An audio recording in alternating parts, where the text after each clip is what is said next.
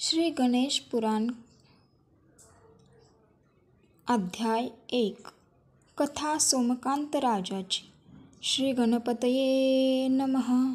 वक्रतुंड महाकाय सूर्यकोटी समप्रभ निर्विघ्नं कुरु मे देव सर्वकार्येषु सर्वदा.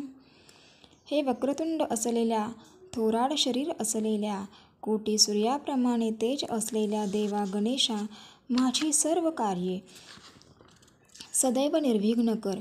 स जयति सिंधुरवदनो देवो यत्पादपङ्कजस्मरणं वासरमणिरिव तमसा राशिन्नाशयति विघ्नान्नाम. कपाळी सिंदूर लावलेल्या श्री गणेशाचा जय जयकार असो. सूर्य ज्याप्रमाणे अंधाराचा नाश करतो, त्याप्रमाणे श्री गणपतीच्या पदकमल स्मरणाने विघ्नराशींचा नाश होतो. पुरातन काळी शौनक ऋषींनी अखंड 12 वर्षे चालणारे सत्र सुरू केले होते. त्याच्यासाठी तेथे पुराण सांगणारे सूत, विद्वान, रसिक, श्रद्धावंत ऋषी मंडळी आली होती. त्या सत्रामध्ये श्रोते मंडळीचे मनोरंजन होऊन त्यांना नवज्ञान प्राप्ती व्हावी म्हणून सूत म्हणून पौराणिक कथा उपकथा सांगत असत. त्या ठिकाणी सूतांनी 18 महापुराणे सांगितली. पुराणे ऐकून समाधानी झालेले ऋषी सूतांना म्हणाले, आपल्यासारखा सरस्वतीचा आशीर्वाद असलेला अमूल्य वक्ता दुर्लभ आहे. आमचं भाग्य थोर म्हणून आम्हाला आपला सहवास घडला. तुमच्या तोंडून 18 पुराणे ऐकल्यामुळे आम्ही पापमुक्त झालो, आम्ही धन्य झालो. तेव्हा अशाच काही पुराण कथा सांगा की ज्यामुळे जन्माचं सार्थक होईल. त्यावर आनंदित होऊन सूत त्या ऋषींना म्हणाले, तुम्ही लोक पुण्यशील आणि बुद्धिवान आहात. तुमच्या प्रश्नांमुळे मला उत्साह येतो, आनंद होतो. अशा श्रोत्यांना पुराणकथा सांगायला मला नक्कीच आवडेल. आत्तापर्यंत मी तुम्हाला 18 महापुराणे सांगितली. त्याप्रमाणे उपपुराणे सांगण्याचा माझा मानस आहे. या उपपुराणांत नरसिंह, नारदीय व गणेश ही सर्वश्रेष्ठ पुराणे आहेत. त्यापैकी तुम्हाला गणेश पुराणाची मी कथा सांगतो. हे पुराण मृत्यूलोकात ऐकायलाही मिळत नाही. 4 मुखींचा ब्रह्मदेव सुद्धा श्री गणेशाचे वर्णन करू शकत नाही. तिथं मी गणेशाचे महात्म्य काय सांगू शकणार.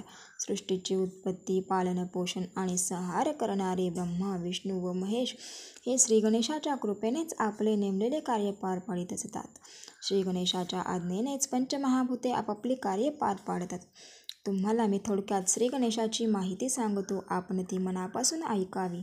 श्री गणेश पुराण हे पहिल्यांदा महर्षी व्यासांनी भृगु ऋषींनी सोमकांत राजाला आणि सोमकांत राजाने हे सर्व लोकांना कथन केले. प्रथम मी तुम्हाला सोमकांत राजाची कथा सांगतो, ती ऐका.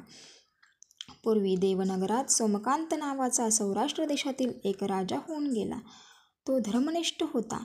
तसेच अर्थासह वेदांची त्याला माहिती होती. चतुरंग सैन्य त्याच्याजवळ होते. बृहस्पतीसारखी त्याची बुद्धी होती. अत्यंत श्रीमंत व तेजस्वी असा तो क्षमाशील राजा होता.